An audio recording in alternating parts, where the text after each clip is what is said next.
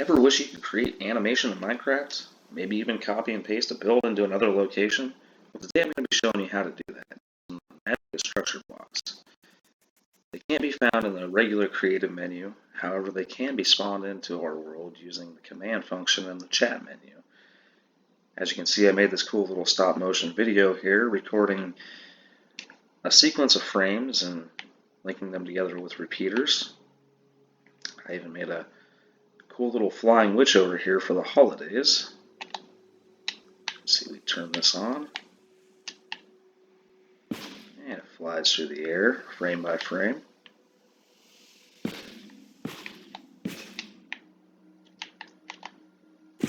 Even made it in a larger function over here, where it flies around in a circle. Just takes a few more structure blocks and a lot more repeaters. Well, let's get started with this today, folks. We'll open up our command chat bar here. We'll give ourselves command / give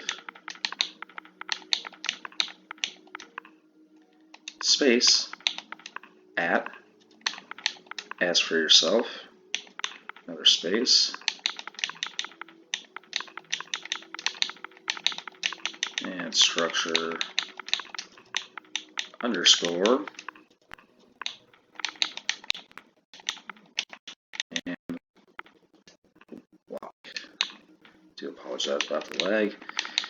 Using an old laptop and it's not loving the recording functions. Alright, so we got our command / give at s structure underscore block. Alright, and as you can see, it popped into our hotbar here. We also got our notification up top there. Gave structure block ×1 to foo on the hill, so we know we were successful. I'm going to go ahead and shut this off just to reduce the lag in the area.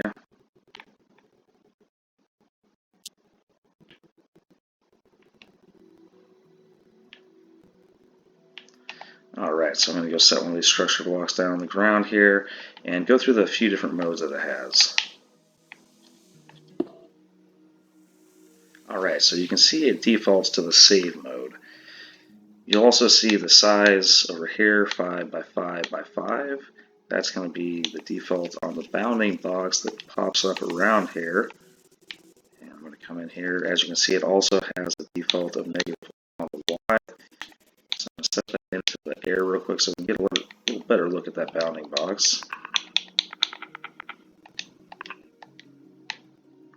Alright, as you can see, it has a green, a red, and a blue line on there. That's going to define our X, our Y, and our Z.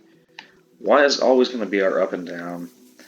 X and Z is going to depend, it's going to kind of vary on where you're at in the world, whether it's left and right or back and forth.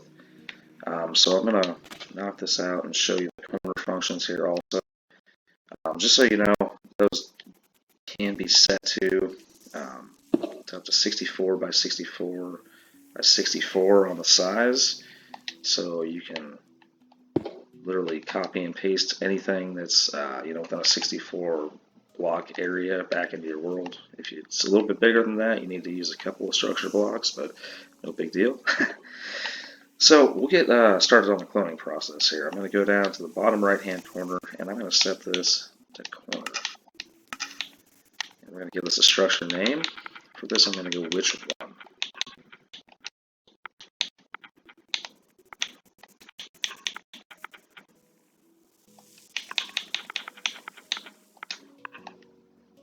Alright, we got our bottom right hand corner set. I'm going to go up to our top left hand corner here as well. Place another one.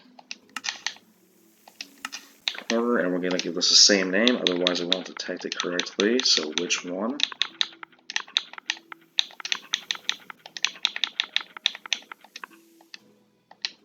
Alright, now we got both our corner blocks set here on the bottom right and the top left.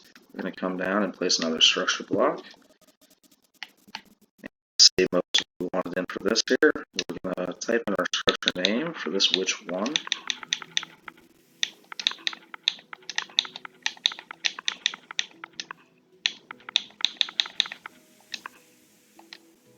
Alright, we're going to go down here to detect. And you can see it detected our whole build. So now we can save. And we can knock this box out. And we can literally destroy this build here at this point. It doesn't even matter. That's the great thing about structure blocks. It's not like a block where the build has to be stored in the world to load it into a different area. Once you put it in the structure block, it's there forever. If you have realms, you can even put it into another realms world, which is really awesome, so you don't have to do all the same building over and over again. So apparently if you have Java, there's some pretty cool functions for putting them in their other worlds too. I'm stuck on Bedrock myself, but so we're going to go over here and we're going to go into the load function. And we're going to type our structure name in here, which one.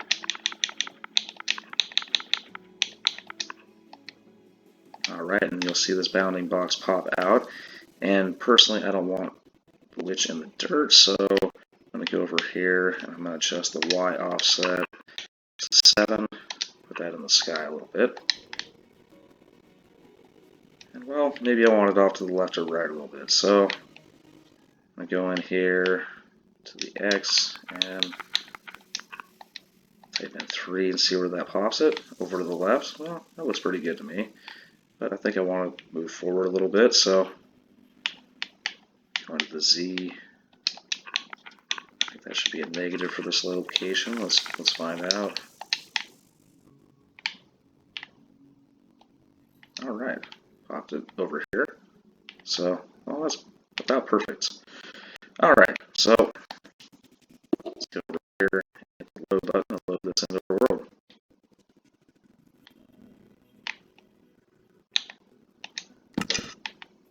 Alright, and as you can see, it loaded in. If you did want to rotate this also, you can come in here and you can rotate this completely the other direction, 90 degrees. We're going to go ahead and do 180 for right now. As you can see, pops it completely the other direction. You know what? Let's go ahead and load another one in. Let's offset this real quick. 6. Let's offset this one.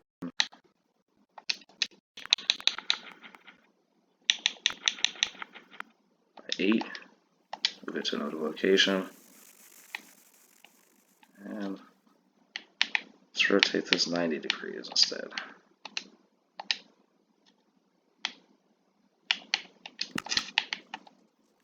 Alright, awesome. And if you want to get rid of those little boxes that pop up around there, just come in here, show bounding box off, and you can also just knock the blocks out and it will disappear. Alright, so I'm going to show you a little bigger creation here as well. I have an elevator over here that's a multi-floor with a recall function. And that's another cool thing I love about structure blocks is you can actually clone redstone builds and it won't mess anything up. I do apologize about the lag, folks. It's going crazy over here. Alright, so I'm going to go down here and bottom right hand corner, that looks pretty good. I do want to capture my elevator pad and everything. So I'm going to set this once again to corner.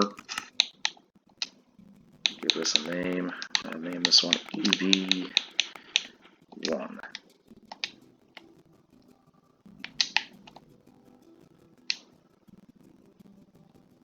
Come up to the top left hand corner. And EV1. Alright, and we'll come back down here. Place another structure block. And structure name, we do have it on save, that's what we want. EV1. Go down here to detect. And we'll inspect here and see if we got everything. Alright, looks like we have all our floors, all our redstone functions, and our elevator pad, everything we need. So we'll go ahead and save.